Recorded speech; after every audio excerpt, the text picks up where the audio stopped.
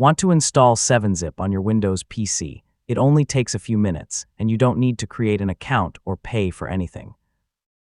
In this tutorial, I'll walk you through the complete installation process, from opening the official website to confirming that 7-Zip is ready to use. First, open your preferred web browser and go to the official 7-Zip website at 7zip.org. Make sure you're on the official site before downloading the installer. Next, open the download page. At the top, you'll see the latest Windows release. As of 2026, the current version is 26.02. The site provides separate installers for x64, x86, and ARM64 Windows systems. For most modern Windows computers, choose the 64-bit x64 installer. If your computer uses ARM, choose ARM64 instead. And if you're using an older 32-bit version of Windows, choose x86. Now click the download link next to the installer you need.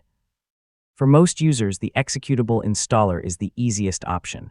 The download is small, so it should only take a moment. Once the download finishes, open the installer. Windows may display a permission prompt asking if you want to allow the app to make changes. If you downloaded it from the official 7-Zip website, select Yes to continue. Now you'll see the 7-Zip setup window. You can leave the default installation folder as it is, which is fine for most people. If you prefer another location, use the Browse option to select a different folder. When everything looks good, click Install. The setup will copy the required files to your computer.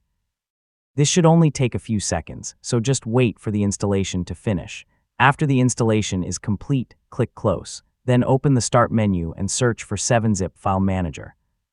Open it and you should now have access to the main 7-Zip interface. One more quick check. Right-click a file or folder in Windows Explorer and look for the 7-Zip options.